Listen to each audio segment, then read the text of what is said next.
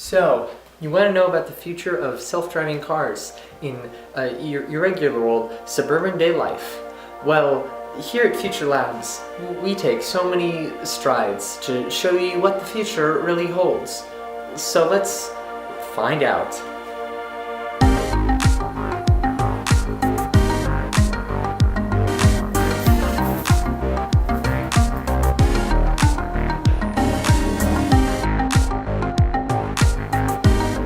Usually when we think of self-driving cars, we think of its effects being where there are the most cars, in cities. But it could actually have a much crazier impact on regular suburbs, like for example in Novato, California. Let's take a look at a possible future. In this future of self-driving cars, streets would be drastically minimized, as automated cars would not only need less space for reaction time, but also communicate with one another to help loosen the traffic and probably require even fewer lanes. If enough self-driving cars are on the streets, there might even be construction to remove intersections and stoplights. If every self-driving car can communicate with one another, intersections could become a breeze. Public transportation will very quickly get taken over by self-driving technology, as you wouldn't have to pay all those bus drivers. And now that you don't need to pay your bus drivers, bus fare can be even cheaper, and as the technology to make these cars gets even cheaper, pretty much public transportation will become increasingly used. Also, these self-driving cars will probably be electric, not only to move forward from fossil fuels, but also because charging stations will probably be a lot easier and safer for self-driving cars to do themselves than a gas station. While there could be charging stations around town, the cars could also be solar powered, or maybe powered by some other wireless technology. School buses will probably become automated too, with probably a supervisor for the kids on board, and there'll probably be drop-off zones at schools for kids to be dropped off by their parents' self-driving cars. Also, the shipment of goods has never been easier, as a self-driving car won't get sleepy behind the wheel and can travel large distances to get your goods wherever they need to be. Some people, when they think of the future of self-driving cars, they think of a world in which there are cars always in motion, driving around the city, giving people rides to wherever they may go, to reduce emissions and to increase efficiency. But that's a stupid idea. What is this, communist Russia?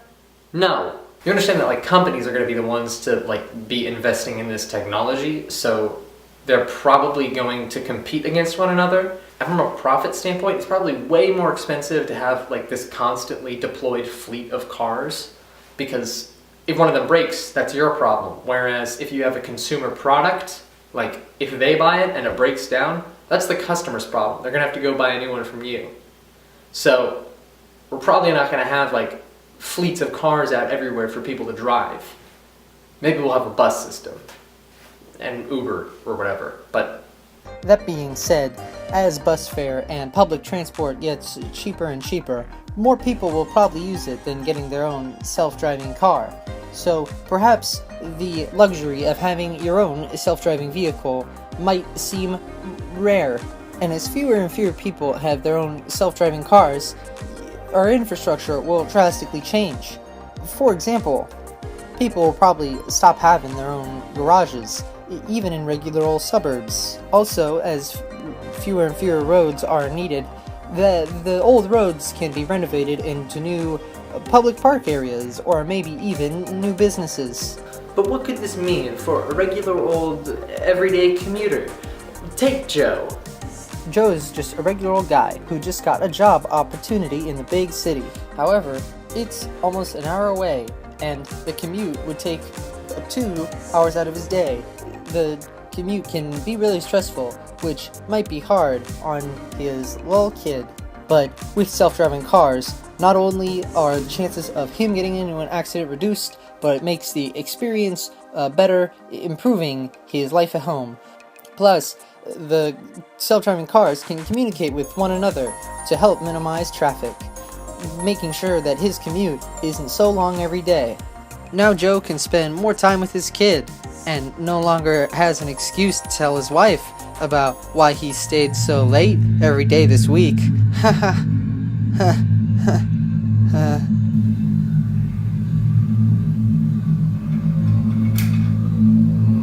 Some people wonder, well, couldn't a hacker hack into these cars and cause a mass car crash? Well, wouldn't it be safer to just drive on your own? Well, no. If you don't connect these cars to the freaking internet, then people won't be able to just manipulate the software of these cars and apply it to every car out there. But what if there's a problem with the software all on its own, and cars start crashing into each other? Well, we'll probably still give people the ability to drive the car. I mean, it's not like we're going to take away the wheel for no reason, Google. As the technology gets better, we'll probably be implementing better and better artificial intelligence into our automobiles. And as the technology gets better, they might start to become more aware of their surroundings. They might start becoming so intelligent that they start to talk and almost behave like